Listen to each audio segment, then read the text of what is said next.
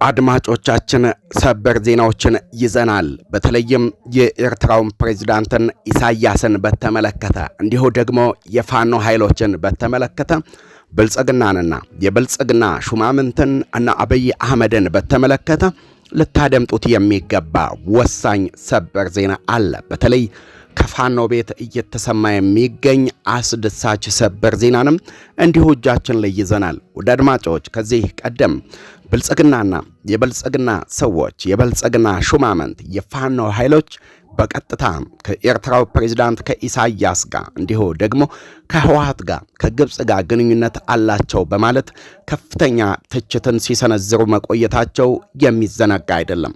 አሁን ላይ ግን የፋኖ ኃይሎች ይህንን የፌደራል መንግስቱን ትችት በተመለከተ ይፋዊ ምላሽ ሰጥተውበታል። በተለይም ደግሞ በብልጽግና ሰዎች በኩል በና አብይ አህመድ በኩል አሁን ላይ ከፋኖ ኃይሎች ጋር ያለምንም ቅድመ ሁኔታ ልንደራደር ይገባል የሚል አቋም ተይዟል።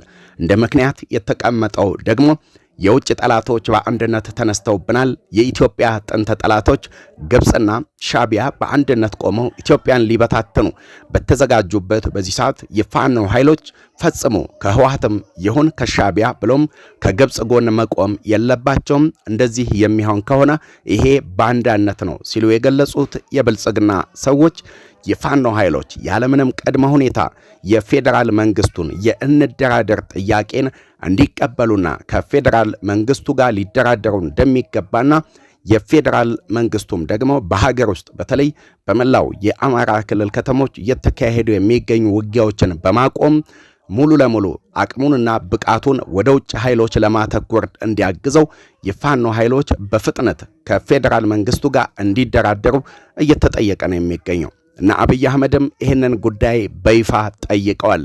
የፋኖ ኃይሎች አፋጣኝ በሆነ ሁኔታ ከፌደራል መንግስቱ ጋር በመደራደር በመላው የአማራ ክልል ከተሞች እየተካሄዱ የሚገኙ ውጊያዎችን በማቆም የፋኖ ኃይሎችና የፋኖ ታጣቂዎች ደግሞ እንደ አቅማቸው አሁን ላይ የመጣብንን የውጭ ጠላት ለመመከት እንደ ፍላጎታቸው መከላከያን፣ አድማ በተናን፣ የከተማ ፖሊስንና የፌደራል ፖሊስን በመቀላቀል ከነሙሉ ትጥቃቸው የፌደራል ፖሊስንም መከላከያንም በመቀላቀል ሀገራቸው ኢትዮጵያን ከተደቀነባት የውጭ ጠላት ለመታደግ እንዲዘጋጁ በፌደራል መንግስቱ በኩል እቅድና ውሳኔዎች እንደተላለፉ እየሰማን የምንገኘው።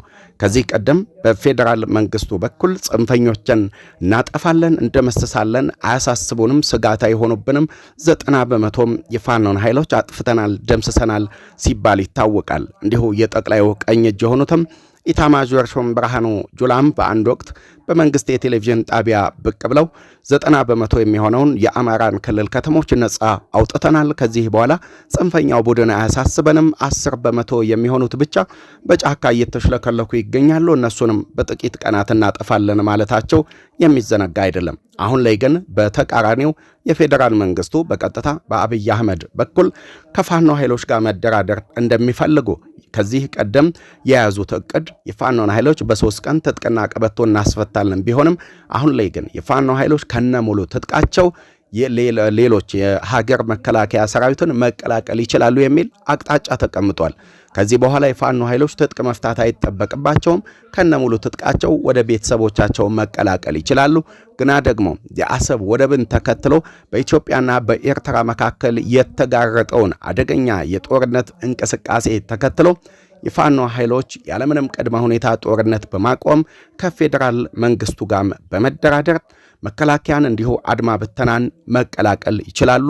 ሀገራቸውን ኢትዮጵያን ከተደቀነባት የውጭ ጠላት መታደግ ይገባቸዋል ሲሉም ነው የተደመጡት። ታዲያ የፌደራል መንግስቱ ይህ ሊሆን የማይችል ከሆነና የፋኖ ኃይሎችም ለሻቢያ ብሎም ደግሞ ለህወሓት ለግብጽ መላላካቸው የማያበቃ ከሆነ ምናልባት ኢትዮጵያ እንደ የመንና ሶሪያ የመበታተን እድሏ ሰፊ ነው በሚል በፌደራል መንግስቱ በኩል ስጋት ስለመኖሩ ታውቋል።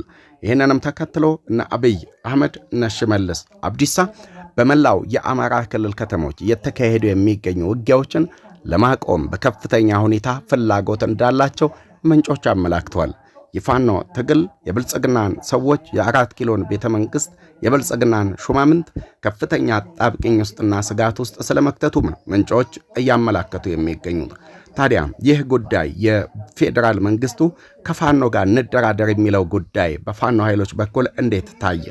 እንደ ፋኖ ኃይሎች ገለጻ ከሆነ የፋኖ ኃይሎች የፌዴራል መንግስቱ እንደራደር የሚለው የጊዜ መግዣ እንጂ እውነተኛ ድርድር አይደለም በሚል በፋኖ ኃይሎች በኩል ምላሽ እንደተሰጠው ለመስማት ተችሏል። ውድ አድማጮቻችን ስለምትከታተሉን ስለምታደምጡን ከልብ አመሰግነን። በቀጣይ ቪዲዮቻችን እስከምንገናኝ ሰላም ጤና በያላችሁበት ይብዛልን። እኛ ከወዲሁ ልንሰናበታችሁ እንወዳለን።